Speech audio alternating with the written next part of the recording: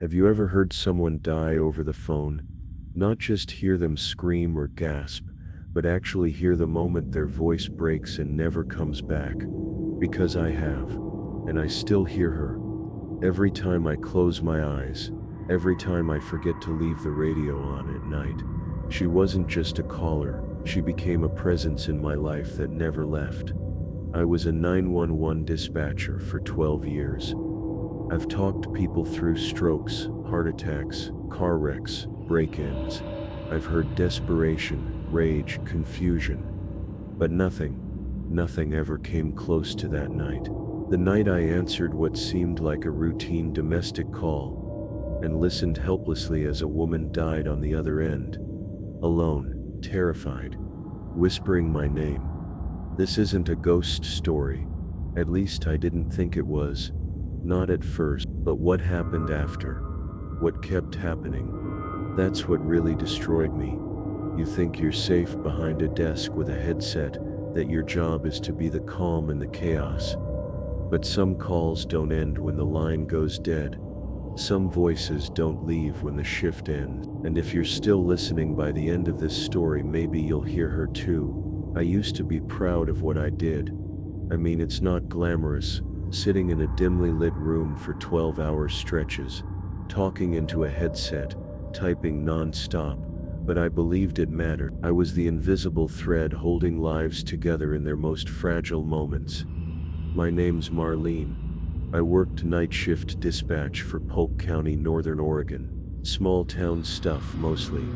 Car crashes, break-ins.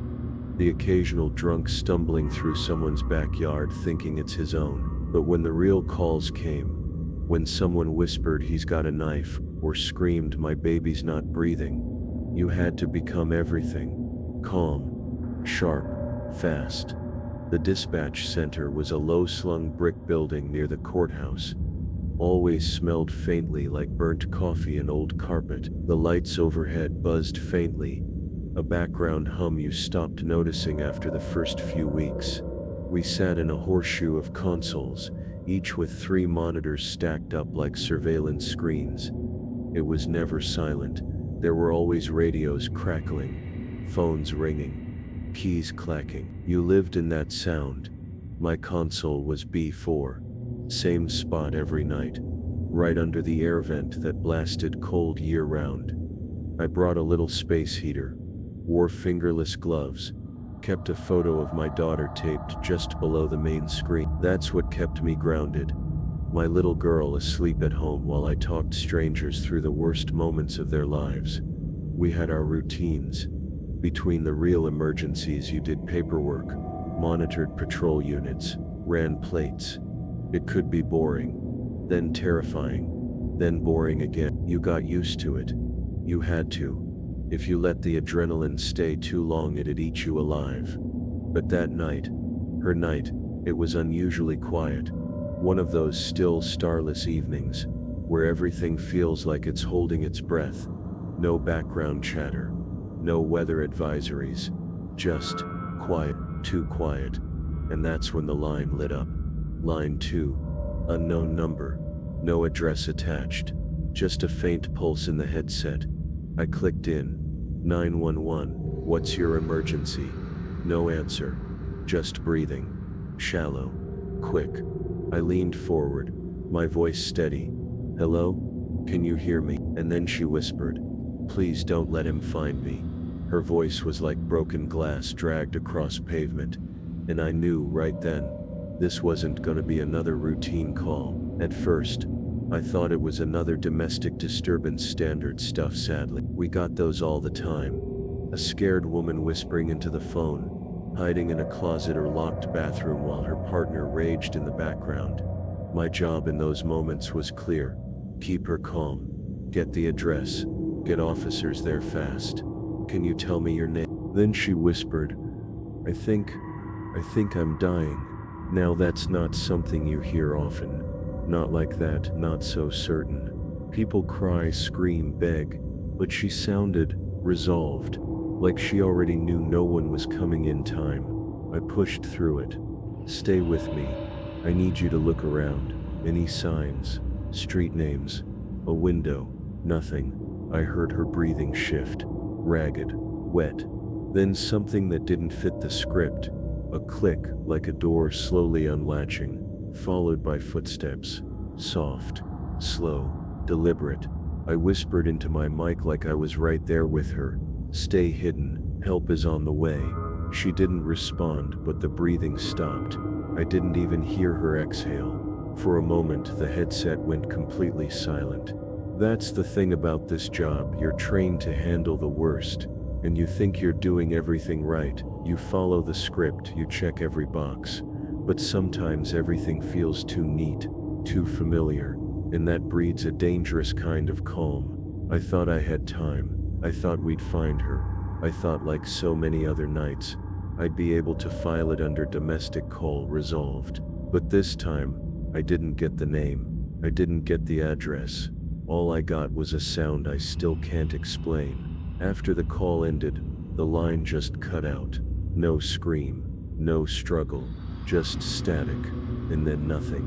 Our techs tried to trace it, but there was no signal trail, no tower ping, like the call had never happened. I filed the incident as per protocol, unverified emergency, female caller, probable domestic violence, but there was a hollowness to it, a gap, like a page ripped out of a book. Something about it stuck with me. It felt unfinished. Over the next few days, I kept checking back, running the logs, looking for updates, waiting to hear that she'd turned up at a hospital, or someone had found her. But no reports matched. No hospitals admitted a woman with injuries that night. No arrests. No follow-up calls. I couldn't let it go. It wasn't like me, but this one dug into my head and stayed there. So I did something I wasn't supposed to do. On my break, I started listening through the call again. Our systems record everything, and with a little back-end access, nothing illegal, just frowned upon. I replayed those 3 minutes over and over. I started noticing things I hadn't caught the first time, like how the sound of her breathing wasn't just scared, it was wet, almost bubbling, like blood in her lungs. And those footsteps, they weren't echoing, like someone in a hallway. They were muffled, like on carpet, heavy and slow, not rushing, not searching, just moving, steady. Then, at the 30-second mark, right after she said, "I think I'm dying," there was another voice, just one word, so quiet I almost missed it. It said, "Good." I felt the hair rise on my neck. I isolated the audio, cleaned it up, ran it through our voice software. It didn't register as human. I mean, it had cadence, tone, but the frequencies were all off. Too low, too layered. It sounded like a man and a woman speaking at the same time, perfectly synced, and then it vanished under the static. I went to my supervisor and asked about the call. She brushed me off. Probably a prank. Happens all the time. But when I pushed, asked her to reopen the log, to flag it for follow-up, she went cold. "I don't want you chasing ghosts, Marlene. Drop it." And I might have if I hadn't noticed something else.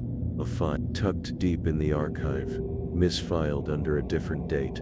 A nearly identical call, same kind of voice, same duration, same static ending, from 3 years ago. No resolution, no trace. Same voice, same words, same breathing. That second call, buried 3 years deep, kept me up at night. The woman's voice wasn't just similar, it was identical. Same brittle edge, same rhythm, and the phrase she used, "Don't let him find me," word for word, a mirror of what I'd heard weeks ago. The more I listened, the more convinced I became that it was the same person. But how? That earlier call had come from a completely different part of the county, different time, different dispatch. I tracked down the original operator, a guy named Harris, who'd since transferred to a private security firm, and when I asked him about the call, he went quiet. Then he hung up. No explanation, just a flat dial tone. That's when the dreams started. Or maybe they weren't dreams. I'd be lying in bed, wide awake, staring at the ceiling, and I'd hear it, in the stillness, that same soft breathing, just behind me. And worse, sometimes, I'd hear the word again, "Good." Only this time, it wasn't through a headset. It was in my room. Back at work, I noticed something strange on the call logs. We have a tagging system, color-coded indicators for medical, crime, unknowns, pranks. The call I'd received, it had no tag, no timestamp, like it had bypassed the system altogether. Just a raw audio file, floating in the record. So I dug deeper. I pulled call logs from the last 6 years and searched for similar anomalies. Calls without tags, calls that ended in static, female callers whispering phrases, and I found them. 5 more, all spaced 1 to 2 years apart. Same tone, same voice, same breath. One had a note scrawled in the margins. Someone had printed the audio and annotated it. A single line written in red ink. Flat wound, no ligature, cold room, no trauma. It looked like a medical examiner's comment, but there was no attached report, no victim name, no case file. I couldn't stop thinking about that flat wound. What does that even mean? It echoed in my mind until I remembered a phrase I'd heard from a friend who worked in the morgue downtown. Something about a suicide that didn't look right. I called her. She remembered the case, said the woman was found hanged, but her neck didn't show typical signs. No deep bruising, no rope marks, just a clean, flat compression, as if someone had applied pressure evenly, deliberately, mechanically. And even more disturbing, the body temperature was recorded at 60 degrees, though the room was a stable set. No malfunction, no medical explanation. She paused before she hung up. Funny thing, she said, that body? We never got an ID, no fingerprints, no dental. It's like she never existed. And something in my gut turned cold, because I think I had just spoken to her. I couldn't stay silent anymore. I brought it to my supervisor again, showed her the calls, the logs, the strange red ink note. She stared at me for a long time and finally said, "I'm taking you off nights." Just like that. No discussion. I was burned out, over-invested. But I wasn't losing it. I knew something was wrong. I knew that voice, and I wasn't going to let her fade into static again. So I took matters into my own hands. I called an old contact in the department, a detective named Ray Castillo, someone I'd worked with before on missing persons cases. I laid everything out. I half expected him to laugh, but instead he went dead quiet. "You said 2:17 a.m., he asked. "That's the time on the file." I checked again. Every call, every single one, came in at 2:17 a.m. Exactly. Years apart. Different counties. Always I want you to hear something, he said, and emailed me a compressed audio file from a cold case he'd been sitting on. I played it with trembling hands. The same voice, the same breathless whisper, "Please, don't let him find me." And right after the knock, only it wasn't just a knock. This time, it was a pattern. 3 slow taps, a pause, then 4 more, faster, like a code. It repeated, twice. A rhythm that didn't sound like panic or struggle. It sounded deliberate, measured. Ray told me that in the case file, the ME had listed evidence of ligature strangulation, but also added something strange: multiple overlapping compression marks, not consistent with a single rope, more like someone had been strangled more than once from different angles, different force applications, almost as if someone was practicing. That's when it hit me. This wasn't a suicide. This wasn't even a clean murder. It was staged, or worse, ritualized. I replayed the knock pattern over and over, slowing it down, and when I fed it through audio analysis software, stuff used by linguists and codebreakers, I got something I hadn't expected. Morse code. The taps translated to a single word: listen. That night, I couldn't sleep. I sat in my living room with the headset from work still in my lap, and at exactly 2:17 the screen on my home laptop blinked. No input, no power surge, just a single file appeared on the desktop. Unnamed. I clicked play, breathing. A whisper. My own name, Marlene. And then "He's coming back." Ray didn't sleep either. The next morning he called me. He'd spent all night combing through older files, reaching out to contacts in nearby precincts. What he found chilled us both. There were more cases, 9 total scattered across 5 counties. Each one ruled a suicide, hanging, pills, drowning. But every case had one thing in common: no clear ID, strange wounds, and that same damn 217 timestamp burned into some part of the evidence. A timestamp on a security cam, a coroner's report entry, a call log, over and over again, like a signature. Ray took it further. He ran DNA samples from 2 of the bodies, both listed as Jane Doe. What came back was impossible. They matched. 2 women found 4 years apart in different towns. Same genetic fingerprint. I remember staring at the screen when he showed me. "This has to be a mistake," I whispered. "It's not," Ray said. "They're not just similar, they're identical." I asked him what that meant, and I'll never forget the look in his eyes. "It means someone is either cloning victims, or this woman is dying over and over again." The more we dug, the more grotesque it got.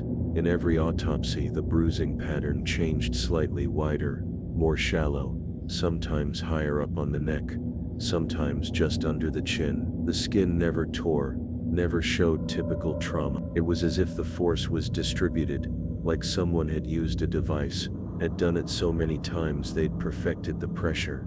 And always there was that strange temperature dip, room temperature steady, but body temp recorded at 10-15 degrees below normal for the environment. It wasn't hypothermia, these weren't cold scenes, and yet the bodies were cold, unnaturally so. But what finally blew the lid off came from an old military case file. One of the Jane Does had been buried under a fake name, but a curious ME had submitted a full forensic scan to a database for muscle trauma comparisons. That scan pinged a match to an old Army medic, female, dishonorably discharged in '96 under sealed conditions, classified. Ray pulled strings, used a contact at the VA. What they found in that file was nightmarish. The woman's name was Elena Frey. She had a record of multiple combat stress incidents, violent dissociation, fugue states. One report mentioned she claimed to hear her own death happening nightly. And the kicker, she'd been declared dead in 2003, but somehow she'd kept dying, kept calling, and she'd said my name. The moment I read Elena Frey's name in that file, something in me broke, because I remembered, not from the call but from an old training seminar, some internal case example they used to show the importance of psychological screening. Subject EF, they'd called her, an operator, a dispatcher like me. She'd worked in Nevada in the early '90s. The story went that she took a call from a woman who described her own death in precise detail, down to the address, the weapon, even the position of her body. Police found the scene exactly as described, but there was no way she could have known all that. They dismissed it as coincidence, hysteria, but Elena couldn't let it go. She kept digging, and then she disappeared, declared dead in a supposed suicide, closed case, until her DNA started showing up in other suicides. Ray went deeper than I could, traced financial records, backtracked the locations where the Jane Does were found. It wasn't random. Each woman had a paper trail, an old investment, a buried lawsuit, or access to something big, all tied to a financial shell company with dozens of fake fronts, nursing homes, legal firms, burial services, all traceable to one silent fund, a cleanup fund. Ray's voice cracked when he laid it out for me. These women were involved in some kind of financial leak, embezzlement, fraud. Something huge. They got too close. Someone wanted them erased. But they weren't just killed, I said. They were used. Over and over. Ray nodded. Someone's making them call. Someone's forcing them to replay it. We don't know how, but the evidence pointed to a targeted operation. Victims were carefully chosen, surveilled, then dispatched, made to look like suicides. But whoever was doing this didn't stop at the murder. They captured something, some echo, some imprint, and broadcast it, like a warning. And Elena Frey?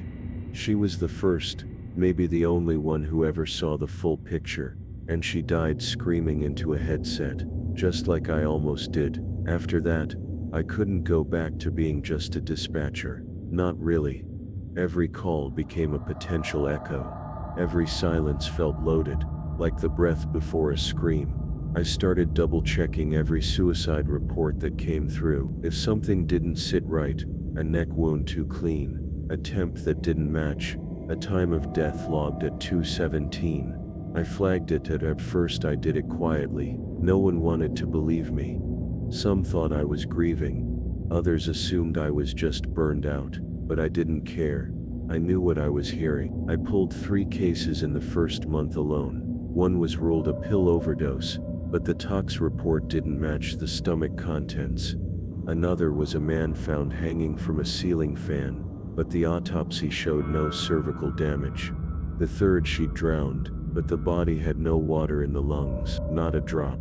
Each one had that feeling about it, like someone had carefully curated a scene, knowing just how far to go to fool an investigator, just not quite far enough to fool me. I couldn't explain what I'd become. Some days I felt like a fraud. Other days I felt like the last person paying attention to the voices no one else could hear. It changed the way I worked. I stopped rushing through calls.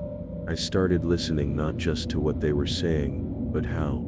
The silence between breaths, the rhythm of panic, and I began hearing them again. Not often, not like before, but now and then.